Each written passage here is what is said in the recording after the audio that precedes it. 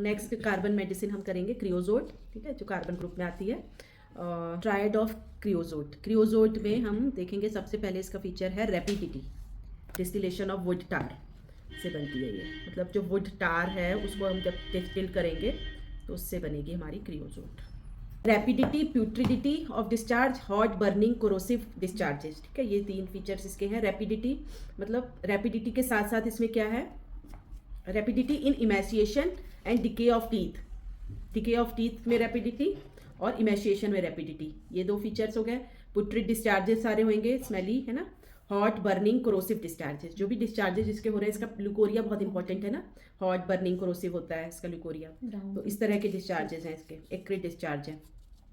Contradictory symptoms होंगे इसमें, ठीक है, जो एक दूसरे को कॉन्ट्राडिक्ट करते हैं ना, ऐसे सिम्टम्स। इजी ब्लीडिंग टेंडेंसी है इनके अंदर बहुत ज़्यादा। चिली है, ओल्ड लुकिंग, लीन, थिन, रेस्टलेस, ठीक है। इनका जो कॉन्स्टिट्यूशन है कैसा, लीन थिन से, बूढ़े से, मतलब अपनी एज से ज़्यादा दिखने वाले ऐसे होते हैं, ठीक है, रेस्टलेस होते हैं बहुत ज़्यादा। फिर है entry points for creosote. Creosote is a lean thin emaciated carbon, पतला दुबला सूखा सा, है ना, इस तरह के जो लोग होते हैं दिखने में, उनको आप सोच सकते हो। अदर्स आर जनरली ओबीज, जो ज़्यादातर कार्बन जो होते हैं वो ओबेज होते हैं, जैसे हमारा कार्बोवेज भी अभी हमने देखा जो मोटा होता है ज़्यादातर, तो मगर जो क्रियोजोट होता है ये मोस्टली जो है इमैशिएटेड होता है, पतला दुबला होता है। They are thin, wrinkled and old looking, ठीक है, जो जितनी एज है उससे ज़्यादा ओल्ड दिखते हैं ये। Their characteristic are rapidity of symptom, कोई भी सिम्टम जो होगा वो बहुत रैपिडिटली इसमें दिखाई देगा आपको, लाइक बेलाडोना जैसे सिम्टम्स प्रोग्रेस वेरी फास्ट, जैसे हमने कार्बोवेज में देखा था उसमें हमेशा स्लो जाते हैं, कोई भी रैपिडिटी नहीं होती, इसमें रैपिडिटी है जैसे बेलाडोना में होती है, ठीक है, बहुत फास्टली प्रोग्रेस करते हैं इसमें जो भी सिम्टम्स होते हैं। Rapid decay of teeth, teeth दिखे as soon as they appear, जैसे ही टीथ अपीयर होने लगे और उसी टाइम पे, जैसे कई लोग बच्चों में देखा होगा, बोलती हैं माएँ कि इसका अभी दांत निकल ही रहा होता है, वही तभी सड़ गया, ठीक है, अभी पूरा निकला भी नहीं वो दांत और वो सड़ गया, तो ये इस तरह के आपको सिम्टम दिखेंगे। रैपिड इमैशिएशन, इमैशिएशन भी इनके बहुत रैपिडली होएगी, ठीक है। All disease even cancer progress very fast, ठीक है, कोई भी डिजीज होएगी बहुत जल्दी प्रोग्रेस होती है इसमें। और blood oozes out of the gums और वुंड्स वेरी फास्ट, ठीक है, ब्लड निकलेंगे वुंड्स में और गम्स में जो है इनके डिस्चार्जेस होंगे, blood discharge. They become anaemic very fast, बहुत जल्दी एनिमिक हो जाते हैं ये लोग। फिर सेकंड है पुट्रिडिटी, पुट्रिडिटी ऑफ डिस्चार्ज, ऑफेंसिवनेस बहुत मार्क्ड है इसमें, क्योंकि कार्बन फैमिली से है तो ऑफेंसिवनेस तो होएगी। नेजल डिस्चार्ज बहुत ऑफेंसिव है, ल्यूकोरिया बहुत ऑफेंसिव है, यूरिन बहुत ऑफेंसिव है, अल्सर्स हैं उसमें से भी ऑफेंसिव डिस्चार्ज निकलेगा। Bad order from decade teeth, teeth में से अगर बदबू वाला कुछ वो निकल रहा है, डिस्चार्ज निकल रहा है, वहाँ पे आप सोच सकते हो। डायरिया इसका बहुत ऑफेंसिव होएगा। तो discharges, secretion offensive, fishy, fishy मतलब मछली जैसी स्मेल आती है ना जो, वैसी स्मेल आएगी। ल्यूकोरिया इसका बहुत ऑफेंसिव होएगा और बदबूदार होगा, पुट्रिड होएगा। फिर थर्ड था hot burning and corrosive discharges. Hot burning corrosive मतलब एक्रिड है इसके डिस्चार्ज सारे ना, छिलने वाले। तो pain, burning vagina, burning in vagina from question, ठीक है, इनको जब वो क्वेश्चन करते हैं, जब रिलेशन बनाते हैं पार्टनर के साथ, तो वजाइना में बहुत ज़्यादा बर्निंग होती है। Soreness, burning and excoriation of लेबिया and vaginal parts, ठीक है, बहुत ज़्यादा बर्निंग और एक्सकोरिएशन होता है इनके। अभी एक मेरे पास केस चल रहा है, उनको ना एक तो एलर्जिक राइनाइटिस की प्रॉब्लम थी बहुत ज़्यादा, मतलब इतनी ज़्यादा सेंसिटिविटी थी ना उस चीज़ को लेके इनको कि छींक छींक के उनकी आंखें पूरी लाल रहती थी हमेशा। तो कुछ भी, जैसे मैंने बोलती रात को जैसे मैं सो रही हूँ और सो के जैसे मैंने कंबल ऐसे रखा और ऐसे कर दूँ ना नीचे कंबल, हल्की सी आवाज आती थी मेरे और मेरी छींकें शुरू हो जाती थी, इतनी सेंसिटिव थी, हाइपर सेंसिटिविटी। मतलब कंबल ओढ़ के सोना होता है, कंबल जैसे ओढ़ के सो रहे हैं एकदम से ऐसे उतार दिया रात को, तो हल्की सी भी हवा गई मेरी नाक में तो मेरी छींकें शुरू हो जाती, हल्की सी कहीं डस्ट आए मेरे को छींकें शुरू हो जाती, मतलब हर चीज़ से ओवर सेंसिटिविटी थी। मैं उनको आर्सेनिक दे रही थी, कभी सीपिया दी, थोड़ा बहुत आराम होता था, फिर मैंने उनको दी हीपर सल्फ। हीपर सल्फ जो मेडिसिन हाइपर सेंसिटिविटी जिनमें होती है ना, मैंने 1-2 रूब्रिक्स लगाया तो उसमें हीपर सल्फ आई मेडिसिन। तो सल्फर से भी बहुत सारी चीज़ें उनकी मिलती, सबसे फर्स्ट प्रिस्क्रिप्शन मेरी सल्फर ही थी उनकी। फिर मैंने बोला सोचा कि देखो सल्फर वाला भी कॉन्स्टिट्यूशन है प्लस उसमें हाइपर सेंसिटिविटी है, तो हीपर सल्फ दी मैंने और उससे उनको इतना आराम हो गया, मतलब बोल रही थी मैं ना सो पा रही हूँ ना बैठ पा रही हूँ, इतनी छींकें आती थी उनको। अब उनको काफ़ी आराम है और उनको ये प्रॉब्लम भी है साथ में, ये वाली भी थी, उसमें भी आराम मिल गया कि उनके वजाइनल डिस्चार्जेस बहुत एक्यूरेट थे, बहुत बर्निंग और ये सब चीज़ें होती थी, वो चीज़ में भी उनको उससे आराम मिल गया हीपर सल्फ से। फर्स्ट मैंने कभी पहले की नहीं हीपर सल्फ, नहीं तो ज़्यादातर हम हीपर सल्फ करते हैं इन सब चीज़ों में ना कि प्लस डिस्चार्ज वगैरह के लिए, है ना, वहाँ पे ज़्यादा यूज़ होती हैं, सपुरेशन, इस तरह के केसेस में। फिर है soreness and burning in mouth after eructation. Eructation मतलब डकार आई उसको और उसके बाद एकदम से सोरनेस और बर्निंग हो गई मुंह में उसके।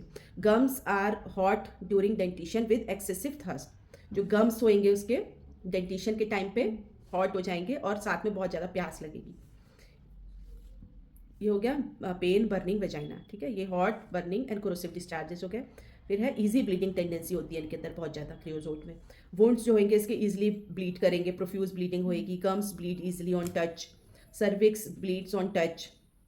ठीक है, wounds bleeding freely, aggravation from slightest exertion menses में। After every intercourse bleeding start. कई बार जैसे लेडीज़ बोलती है ना कि हम जब इंटरकोर्स करते हैं, जब रिलेशन बनाते हैं, उसके बाद हमको ब्लीडिंग होने लग जाती है, तो वहाँ पे आप सोच सकते हो क्रियोजोट के बारे में, है ना। तो ब्लीडिंग बहुत ईजिली होती है, इनमें बहुत ब्लीडिंग टेंडेंसी होती है इनके अंदर। फिर है इसका कॉन्ट्राडिक्टरी सिम्टम्स क्या होते हैं क्रियोजोट के। कॉन्ट्राडिक्टरी सिम्टम है pain, dysmenorrhoea, aggravation after menstrual flow. After menstrual flow, ठीक है, तो ड्यूरिंग नहीं है, मेंसेस नहीं है, आफ्टर मेंस्ट्रुअल फ्लो में उनको डिसमेनोरिया वाली कंडीशन होती है। तो ये कॉन्ट्राडिक्टरी सिम्टम हो गया। नहीं तो ज़्यादातर क्या है, मेंसेस के दौरान होती है पेन डिसमेनोरिया में, और इसमें क्या है आफ्टर मेंसेस हो रही है। Menses flow while lying down, सीजेज on sitting और वॉकिंग अबाउट। अब ये भी देखो कितना अटपटा सा रूप रेख है ना। जब लेटने पे तो बल्कि रिलैक्स होता है तो कम होनी चाहिए ब्लीडिंग, इसमें जो है लेटने पे ज़्यादा है और खड़े होने पे, वॉक करने पे कम है, बंद हो जाता है। कैन ओनली और urinate while lying down. Urination इसको लेटने पे इजिली हो रहा है। ये देखो कितना डिफरेंट सा रूप रेख है कॉन्ट्राडिक्टरी सिम्टम। तो नॉर्मल खड़े होने पे यूरिनेशन होता है इजिली, इसमें क्या है, can only urinate while lying down. Wet the bed while dreaming, he is urinating normally. ठीक है, जैसे कई लोग बोलते हैं ना हमको ड्रीम आता है कि हम यूरिन पास कर रहे हैं और हमने बेड वेटिंग कर दी, तो वो ये सिम्टम है इसके अंदर। He wakes up but can not arrest the urination. जग जाता है मगर वो उस चीज़ को रोक नहीं पाता यूरिनेशन को। Stop brings a restart. Menses intermittent stop and restart in full flow. ठीक है, कई लोगों को मेंसेस में क्या होता है ना कि मेंसेस बंद हो गए फिर शुरू हो गए, फिर बंद हो गए फिर शुरू हो गए, मतलब एक सार में मेंसेस नहीं आ रहे। जैसे हमारे 4-5 डेज की साइकिल होती है, फिर बंद हो जाते हैं। मगर इनमें क्या होता है, वो बीच बीच बोलते हैं ना लोग, हमको स्पॉटिंग होती है बीच बीच में, और स्टॉप हो जाते हैं फिर रीस्टार्ट हो जाते हैं फुल फ्लो के साथ। तो ये इनमें होती है ये lochia, ceases and reappears again. एक बार बंद हो जाएंगे फिर रीअपियर हो जाएंगे। Ulcers almost heal and reopen again. इस तरह भी है, कोई अल्सर हुआ था उनको पहले बहुत पुराना और वो पूरी तरह से हील हो गया था, मगर फिर वो रीअपियर हो जाएगा फिर से। तो ये एक इसमें इस तरह की भी टेंडेंसी होती है। Stop brings a restart. ठीक है, जो चीज़ ठीक हो गई है फिर वो फिर से रीस्टार्ट हो जाती है। Other symptoms when we can think of creosote in the clinic is chilly होता है ये, ओल्ड वुमेन्स में ज़्यादा देखने को मिलता है। स्क्राउनी, रिंकल्ड फेस। स्क्राउनी मतलब वही पूरा जैसे बूढ़े लोगों का फेस होता है ना, उस तरह का। रिंकल्ड होता है। Emaciated, very bad odour when they enter the clinic. This could be due to cancer of cervix, putrid leucorrhoea और लोकिया। लुकोरिया को भी बोल देते हैं लोकिया। और offensive urine that has spurted out involuntary with cough. जैसे कई लोग बोलते हैं जब हम कफ करते हैं तो यूरिन पास हो जाता है ना, तो वो यूरिन कैसा है, ऑफेंसिव है। तो वहाँ पे आप सोच सकते हो क्रियोजोट के बारे में। Small children who are restless during teething and who cry from sunset to sunrise. जो बच्चों में डेंटिशन हो रही है तो उसकी वजह से बच्चे बहुत रेस्टलेस हैं, रो रहे हैं सुबह से शाम तक। And who have to be caressed और they won't sleep with hot gums. ठीक है, गम्स उनके कैसे हो जाते हैं, हॉट गम्स हो जाते हैं और सो नहीं सकते ऐसे बच्चे, है ना। When we see shrinking thin scrawny old looking infants. ठीक है, इस तरह के जो बच्चे होते हैं जो देखने में सूखे से पतले दुबले और मतलब बच्चे हैं मगर फिर भी उनका फेस ओल्ड लुकिंग सा लगे, तो वहाँ पे हम सोच सकते हैं। है जेनेटिक मियाज्मेटिक रिफ्लेक्शन इन क्रियोजोट। ठीक है, तो जो एट द मेंटल स्फीयर अगर हम देखें तो क्रियोजोट की जो नीड है वो क्या है, सेफ्टी। ठीक है, कार्बन ग्रुप में है तो यही चीज़ें आएंगी घुमा फिरा के ना, तो सेफ्टी है। और सोरा में ये कैसा होगा, it is because of this safety the creosote patient become excitable, restless and develop a startling tendency in the सोरिक मियाज्म। ठीक है, तो सोरा में वो कैसा दिखेगा, पेशेंट बहुत एक्साइटेबल होगा, रेस्टलेस होगा, स्टार्टलिंग टेंडेंसी होएगी उसके अंदर, जरा सा कुछ वो एकदम से तड़पक जाते हैं ना जैसे लोग, इस तरह का। फिर साइकोसिस में जाके कैसा हो जाएगा ये सब, साइकोसिस is very subtle, very not very prominent on body. The psychotic feature of carbons, that is slowness and timidity, is seen along with anger at trifles and constant discontent. तो इसमें क्या है, स्लोनेस और टिमिडिटी के साथ साथ उसमें क्या दिख रहा है हमको, एंगर दिख रहा है छोटी छोटी चीज़ों पे, anger at trifles, and constant discontentment दिखेगी आपको। The most carbon do not like consolation, creosote loves being fondled and caresses. तो इसके अंदर जो है कंसोलेशन चाहिए उसको। नॉर्मल ज़्यादातर कार्बन्स में कंसोलेशन एग्रेवेशन है ना, मगर क्रियोजोट में क्या है, इसको अच्छा लगता है कि उसको कैरेस करे, लव दे, वो चीज़ इसको अच्छी लगती है। Children who are lean, thin, timid, restless at night and do not sleep easily without the mother sitting next to them and caressing and fondling them could be creosote. ठीक है, कई बच्चे होते हैं ना जो जिनको नींद नहीं आती जब तक मम्मा उसके पास बैठ के उसको प्यार ना करे, कैरेस ना करे, तब तक उसको नींद नहीं आएगी। तो वहाँ पे आप क्रियोजोट के बारे में सोच सकते हैं। Creosote if other genetic characteristic कॉन्साइड, तो आप क्रियोजोट के बारे में सोच सकते हो ये सारी चीज़ें देखने के साथ साथ। फिर सिफिलिस में कैसा हो जाएगा, but the reaction is predominantly govern by the destructive miasm which is syphilis, hence the picture of creosote is predominantly syphilitic and that too on a physical sphere. ज़्यादातर इसमें सिफिलिस ही है, सिफिलिस मियाजम इसमें बहुत होता है, इसलिए तो इसके सारे डिस्चार्जेस वगैरह इतने एक्रिड हैं, वो सारी चीज़ें, डिस्ट्रक्शन है। The physical destruction occasionally goes to destruction और out of control at the mental level. बहुत कम कंडीशन में ऐसा होता है डिस्ट्रक्शन लेवल तक आए और आता है। तो इसमें क्या क्या चीज़ें हमको देखने को मिलेंगी, that is first acute haemorrhage followed by insanity, forgetfulness after epistaxis. Physical destruction है वो बहुत ओकेजनली हमारे मेंटल लेवल तक जाती है, आउट ऑफ कंट्रोल और डिस्ट्रक्शन लेवल के साथ। और कुछ हैं इसमें जैसे एक्यूट हेमरेज अगर है हुआ है, उसके साथ इसमें क्या आ रहा है, इंसैनिटी आ रही है, फॉलोड बाय इंसैनिटी। मतलब फिजिकल डिस्ट्रक्शन के साथ मेंटल डिस्ट्रक्शन भी शो हो रहा है। तो एक्यूट हेमरेज हुआ और उसके साथ अगर इंसैनिटी आए तो आप सोच सकते हो फॉरगेटफुलनेस आफ्टर एपिस्टेक्सिस, मतलब फिजिकल लेवल पे डिस्ट्रक्शन हो रही है, उसकी वजह से मेंटल लेवल पे डिस्ट्रक्शन आ रही है। तो ये दो सिम्टम्स बताए उन्होंने कि एपिस्टेक्सिस हुई और एकदम से फॉरगेटफुलनेस आ गई, तो वहाँ सोच सकते हो। एक केस बताया उन्होंने, a lean thin 78 years old angry man, a known hypertensive complaint of severe bleeding from the anus. ठीक है, हाइपरटेंशन था और ब्लीडिंग थी एनएस से। He was an angry man who could not bear contradiction yet too timid to fight, मतलब उसको contradiction बिल्कुल पसंद नहीं था, मगर टिमिडिटी की वजह से वो फाइट नहीं कर सकता था। The bleeding was so profuse that the whole commode use to get filled up with blood, इतना ज़्यादा उसको ब्लीडिंग होती थी, पूरा उसका कमोड जो है वो ब्लड से फिल हो जाता था। He had to be immediately hospitalized. As he was losing a lot of blood in the hospital, the bleeding was stopped with great difficulty and all the investigation were carried out to rule out the chances of cancer, polyps, hemorrhoids.